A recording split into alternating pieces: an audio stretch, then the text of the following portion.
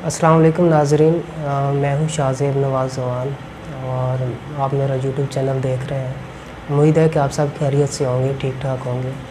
अच्छा, मैंने काफ़ी सारी वीडियोस बनाई हैं और लोगों की सक्सेस स्टोरी भी आप लोगों के साथ शेयर की है।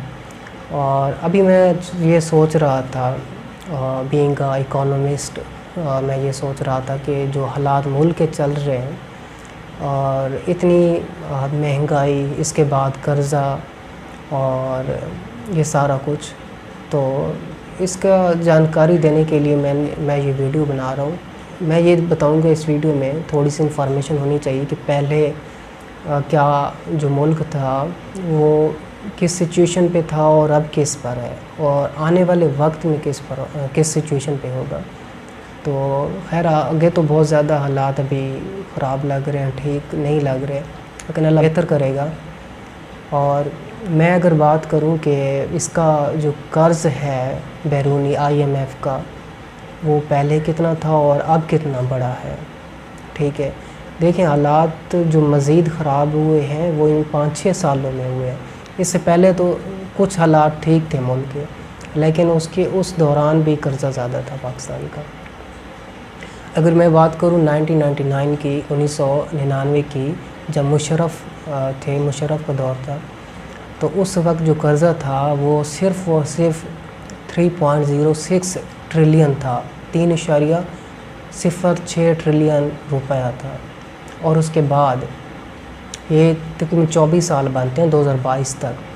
तो देखें आप, तो यहाँ पर अब है कर्ज़ा 62.05 ट्रिलियन। आप देखें ये 24 सालों में कितना ज़्यादा हुआ है। ये हालात जो हम कह रहे हैं ये तो अब ज़्यादा ख़राब हुए हैं, इतने ज़्यादा। इससे पहले कुछ हालात नॉर्मल थे। क्या वो पॉलिसीज़ नहीं अपनाई गई जिससे हालात जो है कुछ बेहतर हो जाते? मैं आपको बताता हूँ कि क्या कुछ होता रहा और कितना ये बैरूनी कर्ज़ा जो है वो हम पे कितना डबल हुआ, कितने फ़ीसद हुआ। जो उस वक्त ये कर्ज़ों में औसतन 14 कुछ जो अमाउंट थी वो औसतन सालाना के हिसाब से बढ़ा, और जो GDP थी वो 3% सालाना के हिसाब से बढ़ी। और इस GDP की वजह से जो है वो कर्ज़ों पर ज़्यादा माली दबाव पड़ता है। अच्छा, अब थोड़ा सा आगे चलते हैं।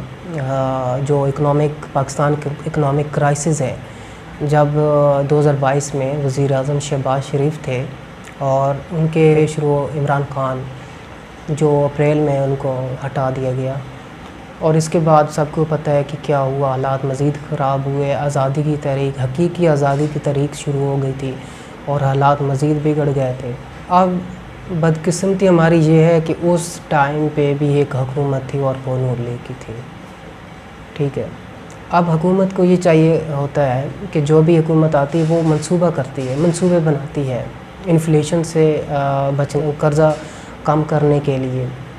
कुछ छोटे मोटे मंसूबे बनाए गए इस चीज़ को कंट्रोल करने के लिए, लेकिन कोई इस खातिर का फ़ायदा नहीं हुआ। अच्छा, ये क्या किया इन्होंने? 19 मई 2022 को जो वज़ीर इत्तलात हमारी थी मरियम औरंगज़ेब, इन्होंने ये बोला था एक प्रेस कॉन्फ्रेंस में कि हमारी हुकूमत इन्फ्लेशन को कंट्रोल करने, फ़ॉरेन एक्सचेंज रिज़र्व को कंट्रोल करने और इंपोर्ट्स को कम करने में पूरी कोशिश करेगी और हम इसके लिए पूरा अज़म है। खैर, इन्होंने क्या मंसूबा बनाया था? कुछ इन्होंने काम किया भी था, लेकिन एज़ अ पाकिस्तानी कौम हम भी अमल नहीं करते। मसला यही है असल में। अच्छा, इसके बाद एक उनके वज़ीर थे, वफाकी वज़ीर बराए मनसूबाबंदी और तरक्की, एहसन इकबाल साहब। इन्होंने एक प्रेस कॉन्फ्रेंस में ये भी कहा था और इन्होंने ये एक मंसूबा बनाया था कि जो पाकिस्तानी हैं वो जो चाय है वो 1-2 कप कर ले रोज़, इतनी पिए, इससे ज़्यादा ना पिए। अच्छा, उन्होंने ये कहा था कि ये जो बाहर से हम चाय मंगवाते हैं ये बहुत ज़्यादा हमारे ऊपर एक दबाव डालती है, ठीक है। लेकिन फिर हमने बात नहीं मानी। आपको पता होगा कि कितनी हम लोगों ने कम किए। मेरे ख्याल से चाय हम ज़्यादा पीते जा रहे हैं। कुछ इसको छोड़ भी रहे हैं लोग, लेकिन इस पर कोई भी अमल नहीं। मेरे ख्याल से अगर इस पर अमल होता तो ये बहुत एक अच्छी बात थी। और इसी तरह कोई जो मुल्क होता है वो आहिस्ता आहिस्ता वो इन चीज़ों से निकलता है, यकदम कोई नहीं निकल सकता। احسن اقبال نے یہ کہا تھا کہ کیونکہ یہ جو امپورٹس ہیں یہ ہم پر اضافی دباؤ ڈالتی ہیں، جس کی وجہ سے قرضے اور زیادہ بڑھتے ہیں، ہمیں لینے زیادہ پڑتے ہیں۔ اب اگر انفلیشن کی بات کریں ہم لوگ تو جون میں اس کی جو شرح تھی وہ 21.3% رہی، جو دسمبر 2008 کے بعد یہ سب سے بڑی انفلیشن ہے۔ پھر مارچ کی آخر میں اسٹیٹ بینک آف پاکستان کے جو ذخائر تھے پھر یہ بتایا گیا تھا کہ یہ $11.425 بلین تھے۔ یہ آہستہ آہستہ 2 دسمبر کو $6.71 بلین کی تقریباً 4 سال کی کم ترین سطح پر آ گئے تھے۔ اور اس میں یہ کہا جاتا ہے کہ یہ جو ڈالر ہے یہ روپے کی قدر میں کہا جاتا ہے کہ روپے کی قدر مسلسل کمی معاشی بحران کو مزید گہرا کر دیتی ہے۔ اچھا، مارچ کے آخر میں روپیہ جو تھا وہ $183.48 پر تھا، لیکن 9 دسمبر 2022 کو یہی ڈالر روپیہ $224.40 پر تھا۔ اگر بات کریں 2023 کی تو جنوری میں پہلی بار پاکستان کے سب سے بڑے حبیب بینک کے CEO نے یہ بات کی تھی کہ موجودہ معاشی صورتحال پر عوامی طور پر تبصرہ کیا۔ انہوں نے یہ کہا تھا کہ اسٹیک ہولڈرز تیزی سے درست فیصلے نہیں کرتے تو یہ معیشت کے لیے ایک بہت بڑا دھچکا ہو سکتا ہے، اور بالکل وہی بات ہے۔ ہم جتنا آگے جا رہے ہیں اتنے پیچھے جا رہے ہیں۔ کوئی بھی اکانومسٹ ہوتا ہے تو اس کو یہی چاہیے ہوتا ہے کہ وہ ایک درست فیصلہ کرے اور جلدی کرے۔ ہمیشہ فیصلہ کرنے میں جب یہ لیٹ کرتے ہیں تو کوئی نہ کوئی نقصان ہوتا ہے، پھر کوئی فائدہ نہیں ہوتا اس چیز کا۔ اچھا، یہ ساری انفارمیشن میں کیوں آپ سے شیئر کر رہا ہوں؟ اس کا مقصد صرف اور صرف ایک ہے کہ اگر یہ ایسے ہی چلتا رہا، میں نے آپ کو بتایا کہ 1999 سے یہ کام چلا آ رہا ہے، ٹھیک ہے، اس وقت قرضہ کم تھا، ٹھیک ہے، اور ہم کہتے تھے کہ یہ بہت زیادہ ہے، اور اب دیکھیں اب یہ ڈبل سے ٹرپل پھر بہت زیادہ ہوتا بہت زیادہ ہو گیا۔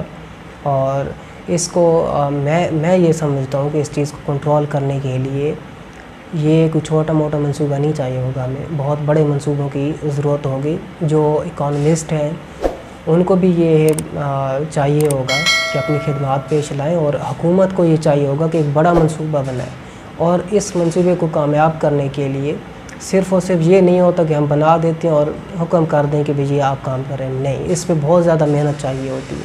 جو ملک یہ اب ڈوب گیا ہے نیچے، اور آگے کے جو حالات دکھائی دے رہے ہیں، خیر اللہ بہتر کرے گا، لیکن بہت زیادہ خراب دکھائی دے رہے ہیں فی الوقت، اور اس کو میں پھر کہہ رہا ہوں نکالنے کے لیے بہت بڑے منصوبوں کی ضرورت ہوگی اور بہت زیادہ محنت کی ضرورت ہوگی۔ صرف حکومت کو نہیں، یہ ہر پاکستانی کو ضرورت ہوگی۔ وہ جو کہتے ہیں ہم مانتے نہیں ہیں، تو زیادہ تو ہم ہیں نا، وہ ایک بندے ہیں، وہ کیا کر سکتے ہیں، اور اس پہ عمل کرنا ہمارا کام ہوتا ہے۔ تو اس چیز کو نکالنے کے لیے بہت زیادہ کوشش کرنی چاہیے۔ اور باقی اگر آپ کو کوئی بات بری لگی ہو تو معذرت، انشاءاللہ نیکسٹ ویڈیو میں ملوں گا آپ سے، اور تب تک کے لیے مجھے اجازت دیجیے، اللہ حافظ۔